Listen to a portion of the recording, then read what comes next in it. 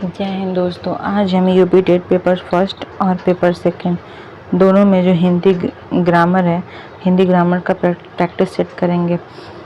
तो चलिए स्टार्ट करते हैं। आज का सेशन बहुत ही इम्पोर्टेंट होने वाला है, आप लोग इसे नोट डाउन करते हुए चलेगा। एग्जाम में आपको सीधे सीधे क्वेश्चन इससे रिलेटेड मिलेंगे। तो चलिए स्टार्ट करते हैं। हमारा पहला क्वेश्चन आज का है कि रचना या बनावट के आधार पर शब्द के कितने भेद होते हैं। तो रचना या बनावट के आधार पर शब्द के 3 भेद होते हैं। पहला रूढ़, यौगिक और योग रूढ़। इसका ऑप्शन नंबर 20 सही हो जाएगा। अगला प्रश्न हमारा है कि मजदूरों द्वारा पेड़ काटा गया, इस वाक्य में कौन सा वाच्य है। तो मजदूरों द्वारा जो पेड़ है वो काटा गया, इसमें कर्मवाच्य का है, वह कर्मवाच्य है। इसका ऑप्शन नंबर सी सही हो जाएगा। अगला प्रश्न कह रहा है कि सीमांत पकोड़े खा रहा है, इस वाक्य में कौन सा क्रिया है, क्रिया का कौन सा भेद है। तो सीमांत पकोड़े खा रहा है, ये इसमें सकर्मक क्रिया है। इसका ऑप्शन नंबर 20 सही हो जाएगा। सकर्मक क्रिया में जो कर्म है वो कर्ता पे पड़ता है। इसका ऑप्शन नंबर बी सही हो जाएगा। अगला प्रश्न है कि आपका घर जिस शहर में है उस शहर का नाम संज्ञा के किस भेद के अंतर्गत आएगा। तो जो आपका घर इस शहर में है उस शहर का नाम संज्ञा के व्यक्तिवाचक जो है अंतर्गत भेद के अंतर्गत आएगा। इसका ऑप्शन नंबर ए सही हो जाएगा। अगला प्रश्न कह रहा है हमारा कि खड़ी बोली हिंदी की उत्पत्ति किस अपभ्रंश से हुई है। तो खड़ी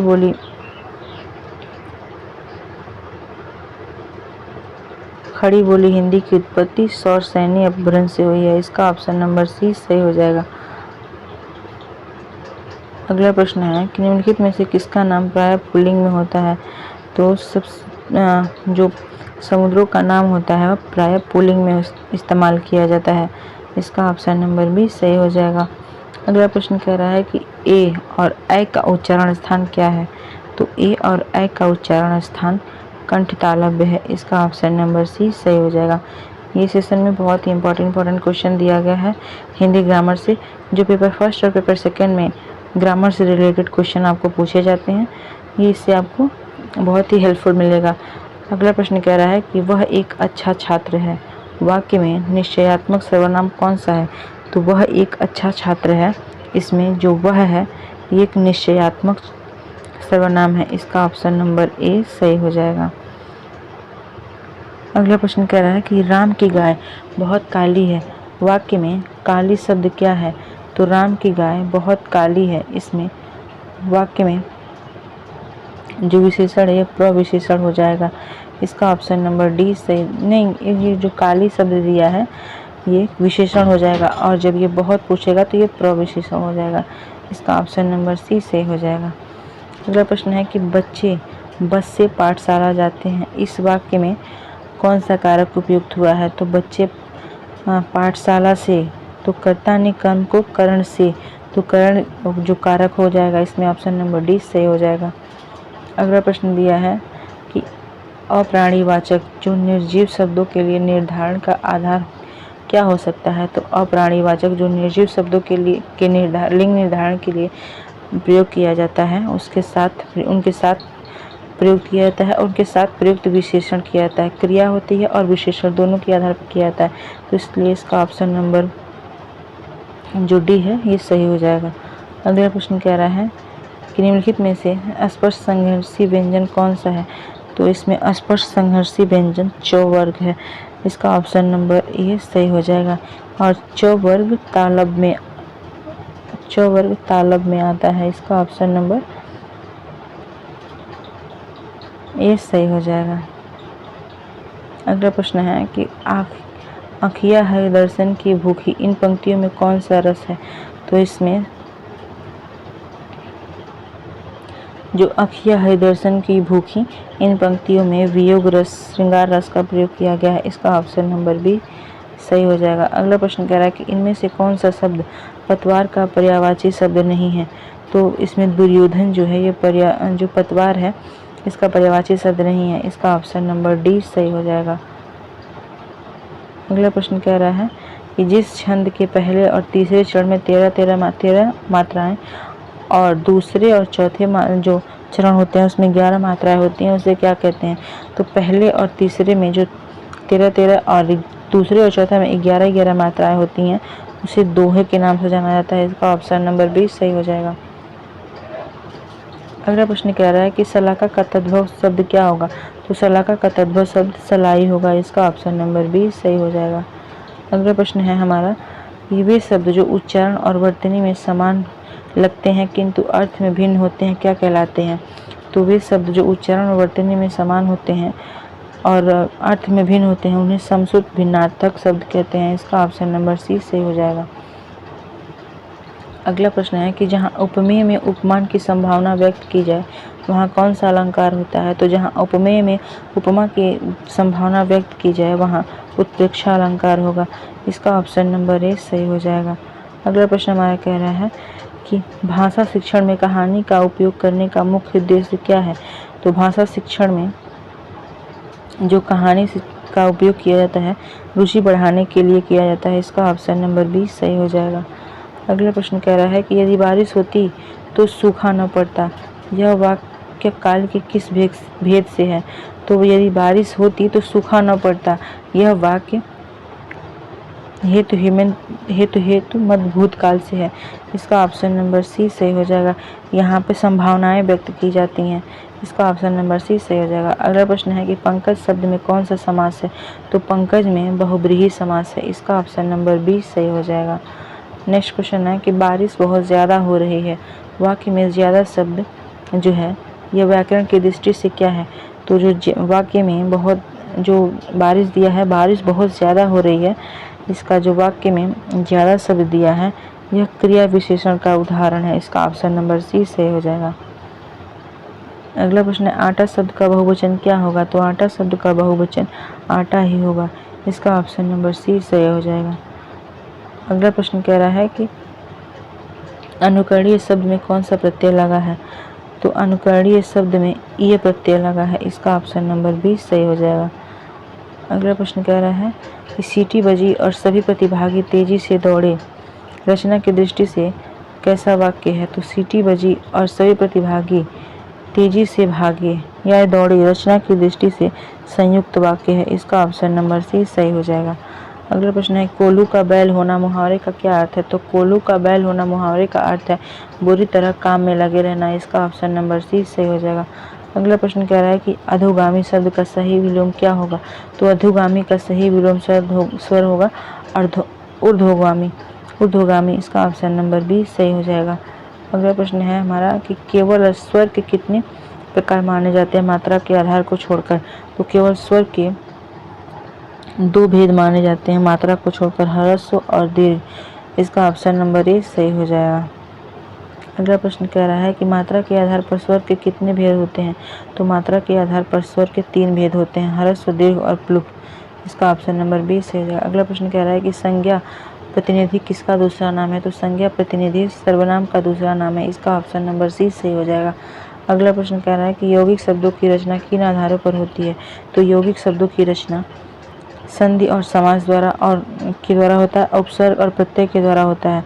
इसका ऑप्शन नंबर ए और बी दोनों हो जाएगा, इसलिए इसका ऑप्शन नंबर डी सही हो जाएगा। अगला प्रश्न कह रहा है कि भाववाचक की क्रिया की क्या विशेषता होती है? तो भाववाचक क्रिया विशेषक की जो विशेषता होती है यह सदा एक वचन और पुल्लिंग होती है, यही इसकी विशेषता होती है। इसका ऑप्शन नंबर सी सही हो जाएगा।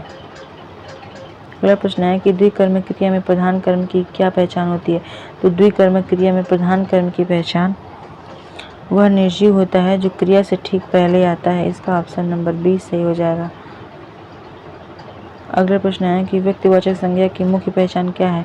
तो व्यक्तिवाचक संज्ञा की मुख्य पहचान यह सदैव एक वचन में होता है और इसका बहुवचन नहीं बनता है। इसका ऑप्शन नंबर 20 सही हो जाएगा। अगला प्रश्न है कि हिंदी के सर्वनामों की कुल संख्या कितनी है? तो हिंदी के सर्वनामों की कुल संख्या 11 है। इसका ऑप्शन नंबर 20 सही हो जाएगा। लेकिन सर्वनाम जो होते हैं इसके भेद 6 होते हैं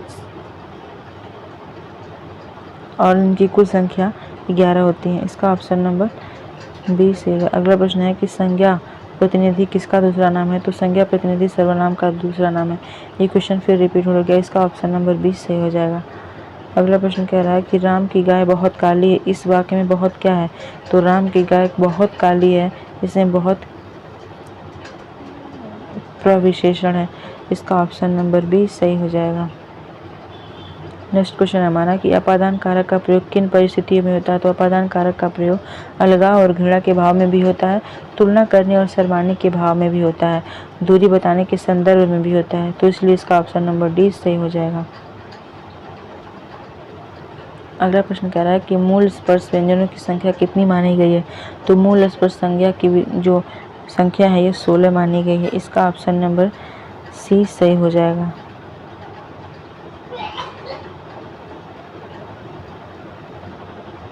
इसका ऑप्शन नंबर सी सही हो जाएगा। अगला प्रश्न कह रहा है कि हे खग हे मृग मधुकर श्रेणी तुम देखी सीता मृग नैनी। तो हे खग हे मृग मधुकर हे श्रेणी तुम देखी सीता मृग नैनी, इसमें कौन सा श्रृंगार है? तो इसमें वियोग श्रृंगार रस है, इसका ऑप्शन नंबर बी सही हो जाएगा। यहाँ पे राम सारे जो पक्षी हैं, मृग हैं, जो कोयल है, उनसे पूछते हैं कि क्या तुमने सीता को देखा है? इसका ऑप्शन नंबर बी सही हो जाएगा, ये वियोग रस होगा यहाँ पे। अगला प्रश्न कह रहा है कि मन रे तन कागद का पुतला, इन पंक्तियों में किस रस की प्रधानता है?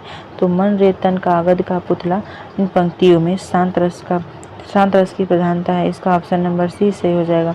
अगला प्रश्न है कि रोला और सोरठा में मुख्य क्या अंतर है? तो रोला और सोरठा में तुकबंदी का अंतर है, इसमें सोरठा में विषम पदों और रोला में सम पदों में तुकबंदी होती है, इसका ऑप्शन नंबर सी सही हो जाएगा। अगला प्रश्न कह रहा है कि बर्वच छंद में कुल कितनी मात्राएं होती हैं? तो बर्वच छंद में कुल 19 मात्राएं होती हैं और यति 12 पर यति और 12 और 7 पर यति होती है, इसका ऑप्शन नंबर बी सही हो जाएगा। अगला प्रश्न कह रहा है उपमेय और उपमान में समानता के आधार पर जहाँ संभावना व्यक्त की जाए वहाँ क्या होता है? तो उपमेय और उपमान में जब समानता के आधार पर संभावना व्यक्त किया जाता है वहाँ उत्प्रेक्षा अलंकार होता है, इसका ऑप्शन नंबर सी सही हो जाएगा। अगला प्रश्न कह रहा है हमारा कि मैया मैं तो चंद्र खिलौना लय हो में कौन सा अलंकार है? तो इसमें रूपक अलंकार है, इसका ऑप्शन नंबर बी सही हो जाएगा, क्योंकि मैया मैं तो चंद्र खिलौना लय हो, इसका ऑप्शन नंबर बी सही हो जाएगा। अगला प्रश्न कह रहा है कि नारी बीच सारी है कि सारी बीच नारी है, यह किस अलंकार का उदाहरण है? तो नारी बीच सारी है कि सारी बीच नारी है, यह संध्या अलंकार का उदाहरण है, इसका ऑप्शन नंबर सी सही हो जाएगा। अगला प्रश्न कह रहा है हमारा कि काल के मुख्य भेद कितने होते हैं? तो काल के मुख्य भेद 3 होते हैं, इसका ऑप्शन नंबर बी सही हो जाएगा, भूतकाल, भविष्यकाल और वर्तमान काल। अगला प्रश्न कह रहा है कि संधि का सही अर्थ और प्रक्रिया क्या है? तो संधि का सही अर्थ और प्रक्रिया है 2 वर्णों का मेल, इसका ऑप्शन नंबर बी सही हो जाएगा। ये बहुत ही इंपॉर्टेंट क्वेश्चन थे, आपको यूपीटी एग्जाम में देखने को मिलेंगे और ये बहुत ही हेल्पफुल भी रहेगा। अगला प्रश्न है कि पंकज शब्द में कौन सा समास है? तो पंकज शब्द में बहुब्रीहि समास है, इसका ऑप्शन नंबर सी से हो जाएगा, जैसे कीचड़ में जन्म लेने वाला अर्थात कमल। अगला प्रश्न है कि द्रव्यवाचक संज्ञाओं जैसे सोना, आटा के वचन के संबंध में क्या नियम है? तो द्रव्यवाचक जो संज्ञा है जैसे सोना, आटा, ये सदैव एक वचन में प्रयुक्त होते हैं, इसका ऑप्शन नंबर 20 सही हो जाएगा। अगला प्रश्न कह रहा है हमारा कि निम्नलिखित में से कौन सा वर्ण प्रायः तत्सम शब्दों में पाया जाता है? तो इसमें जो तत्सम शब्द हैं ये सभी छ, त्र और ज्ञ, री और विसर्ग शब्द स और व, ये उपयुक्त सभी हो जाएगा, इसका ऑप्शन नंबर डी सही हो जाएगा। ये सारे तत्सम शब्द में आते हैं। इसका अगला प्रश्न है कि अनुकरणीय शब्द का सही विच्छेद क्या होगा?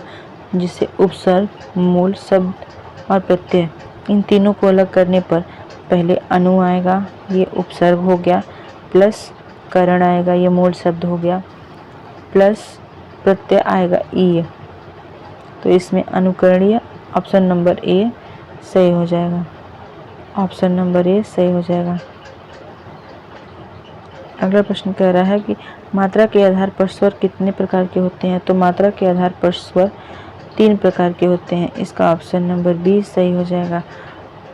अगला प्रश्न कह रहा है कि यदि आपके पास आपसे केवल स्वर के प्रकार पूछे जाएं बिना किसी आधार के, तो आप क्या उत्तर देंगे? तो अगर बिना किसी आधार के पूछा जाएगा स्वर कितने प्रकार के होते हैं, तो 2 प्रकार के होते हैं, ह्रस्व और दीर्घ। इसका ऑप्शन नंबर ए सही हो जाएगा।